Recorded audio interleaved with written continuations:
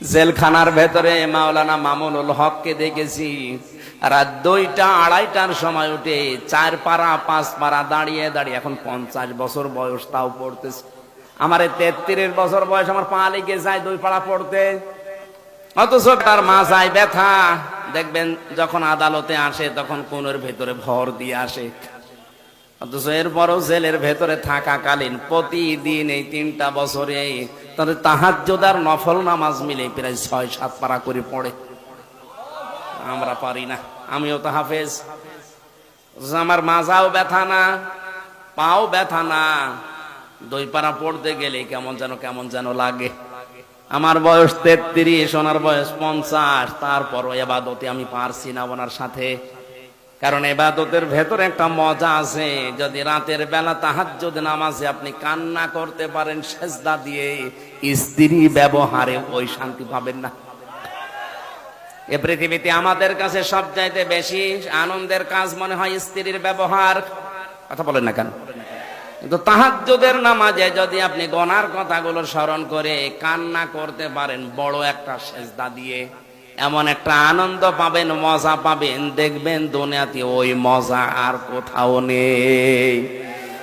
ইবাদুর রহমানদের এই গুণটা অর্জন করা দরকার। আল্লাহ তুমি আমাদেরকে দান করো, বলেন আমিন। 4 নম্বরে পেয়েছি তারা জাহান্নাম থেকে আল্লাহর কাছে পানা চাবে। প্রতিদিনই আমলটা করবেন 24 ঘন্টায়, যে কোনো সময়, আল্লাহুম্মা আজিরনি মিনান নার, আল্লাহ তুমি যাই করো জাহান্নামে আমারে দিও না। 5 নম্বরে দান করতে গিয়ে ফকির হয়ে যাবেন না, আবার কৃপণতা করবেন না, মধ্যম পন্থায় থাকবেন। 6 নম্বরে আল্লাহ ছাড়া কাউকে ডাকা যাবে না। আজ বাংলাদেশে আল্লাহ কেউ ডাকে, মাঝামাঝি অন্য কাউকেও ডাকছে। এই যে ব্রাহ্মণবাড়িয়া এলাকায় যারা আল্লাহকে ডাকতেছে, অধিকাংশ দরবার গুলোতে কিছুক্ষণ ইয়া আল্লাহ ইয়া আল্লাহ, এরপর ইয়া আলী বাবা, শাহ আলী বাবা, দয়াল বাবা, খাজা বাবা, এই কথা বলছেন কেন? এগুলো হারাম। এটা রহমানের বান্দার গুণ না, শয়তানের বান্দার গুণ। 7 নম্বরে অন্যায় ভাবে কাউ করা যাবে না, রায়ও দেওয়া যাবে না।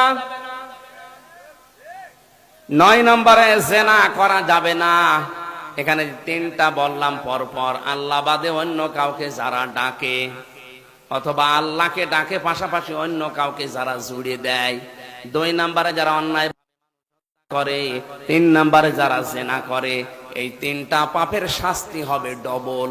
কি হবে? আল্লাহ আমাদের হেফাজত করুন। অর্থ, কথা, কাজ এগুলো বাদ দেওয়া লাগবে। যে কাজে দুনিয়া এবং আখিরাতের কোনো ফায়দা নেই, ওই কাজ থেকে নিজেকে বাঁচিয়ে রাখা লাগবে। ডক্টর আবুল কালাম আজাদ বাসার ভাই একবার বলছিল যে রংপুরে যাচ্ছিলাম এক মাহফিলে, গাড়ি নিয়ে আসি না, বাসে যাচ্ছিলাম। হঠাৎ আমি হেল্পারকে বললাম, ভাই গাড়িটা থামান, আমি একটু নামাজ পড়ি। না, নামাজ পড়ার জন্য সময় এখন আমাদের হাতে নেই, গাড়ি ঠিক মতো পৌঁছানো লাগবে, আপনি গাড়িতেই নামাজ পড়ি না। গাড়িতে তো নামাজ পড়ে নেব, তো পশ্চিম কোন দিকে? হেল্পার ডাক দিয়ে বলছে, হুজুর গাড়িতে পশ্চিম লাগে না। ফতোয়া দিচ্ছে, অথচ লোকটা ডক্টর, তারে ফতোয়া দিচ্ছে যে হুজুর গাড়িতে পশ্চিম লাগে না। মানে তখন রেগে গেছে, এই বেটা, হুজুর তুই না আমি?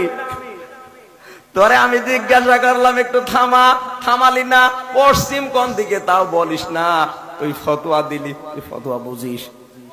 সত্যি করে বলা, আসলে পশ্চিম কোন দিকে? হুজুর আমি জানি না। এই যে জাহেল, পেটে বোম মারলে বের হয় না, আর এরা ডক্টর আবুল কালাম আজাদের ভুল ধরে।